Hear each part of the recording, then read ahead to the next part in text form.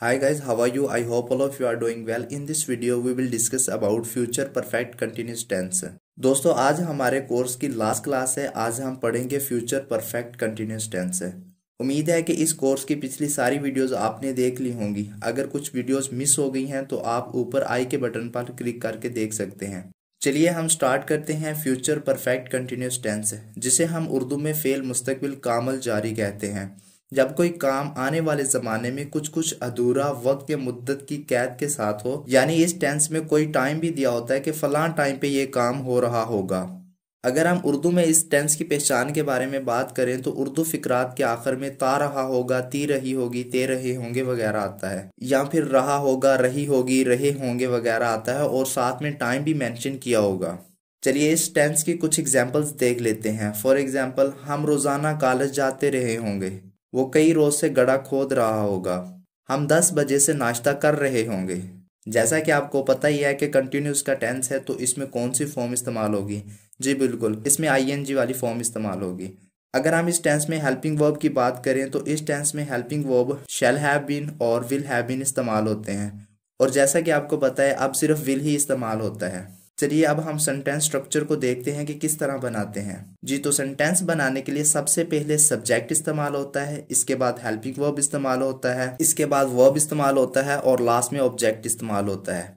Example से इसको समझते हैं। फॉर एग्जाम्पल, हम रोजाना कॉलेज जा रहे होंगे। We will have been going to college daily. अब देखिए इसमें सबसे पहले सब्जेक्ट आ गया, उसके बाद हेल्पिंग वर्ब, उसके बाद वर्ब और लास्ट में ऑब्जेक्ट। एक और एग्जाम्पल देखते हैं। हम 10 बजे से नाश्ता कर रहे होंगे। We will have been taking breakfast since 10 o'clock। अब हम सीखते हैं कि सिंस कहाँ इस्तेमाल होता है और फॉर कहाँ इस्तेमाल होता है। पॉइंट ऑफ टाइम यानी मुकर्रा वक्त, मसलन सुबह से, शाम से, 10 बजे से या जनवरी से, 1970 से वगैरह के लिए हम सिंस इस्तेमाल करते हैं। और पीरियड ऑफ टाइम यानी मुकर्रा मुद्दत, मसलन 2 दिन से, 10 साल से, कई साल से, 10 घंटे से वगैरह के लिए हम फॉर इस्तेमाल करते हैं। हमने सादा जुमले बनाने तो सीख लिए, अब हम मनफी बनाना सीखते हैं। मनफी बनाने के लिए हेल्पिंग वर्ब के बाद नॉट लगाया जाता है। एग्जाम्पल से इसको समझते हैं। For example, we will not have been going to college daily. सबसे पहले लगा दिया हमने सब्जेक्ट, उसके बाद हेल्पिंग वर्ब, उसके बाद नॉट, उसके बाद हैव बीन और फिर वर्ब और लास्ट पे object. Another example, we will not have been digging a well for several days. ये बात जहन में रखिएगा, विल के बाद नॉट लगाया जाता है, सिर्फ विल के बाद, हैव बीन नॉट के बाद आएगा। अब हम सीखते हैं कि इंटेरोगेटिव किस तरह बनाते हैं।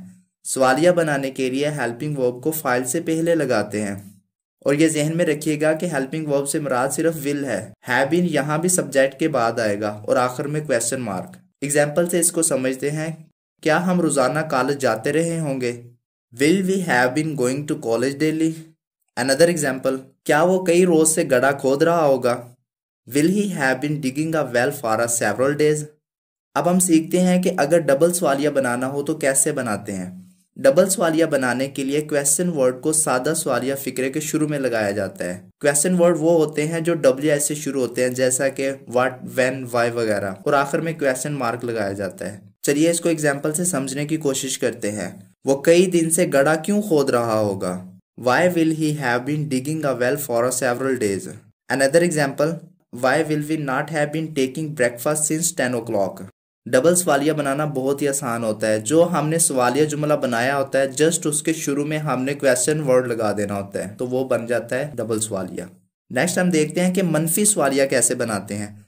मनफी सवालिया बनाने के लिए हेल्पिंग वर्ब को फाइल से पहले और फाइल के बाद नॉट लगाते हैं, और याद रहे कि हैव नॉट के बाद आएगा। चलिए एग्जाम्पल से समझते हैं। क्या वो कई रोज से गड्ढा नहीं खोद रहा होगा? Will he not have been digging a well for several days? Another example, will we not have been taking breakfast since 10 o'clock? सबसे पहले लगा दिया हेल्पिंग वर्ब, उसके बाद सब्जेक्ट, उसके बाद नॉट, फिर हैव बीन, उसके बाद वर्ब और उसके बाद फिर ऑब्जेक्ट और आखिर में सिंस। चलिए अब हम देखते हैं कि इस टेंस को हम यूज कहाँ पे कर सकते हैं। To describe an action in progress over a period that will end in future, यानी ऐसे काम या सरगर्मी के लिए जो फ्यूचर में किसी मुतय्यना वक्त के साथ जारी हो। मसलन वो 2 घंटे से सो रहा होगा। He will have been sleeping for 2 hours।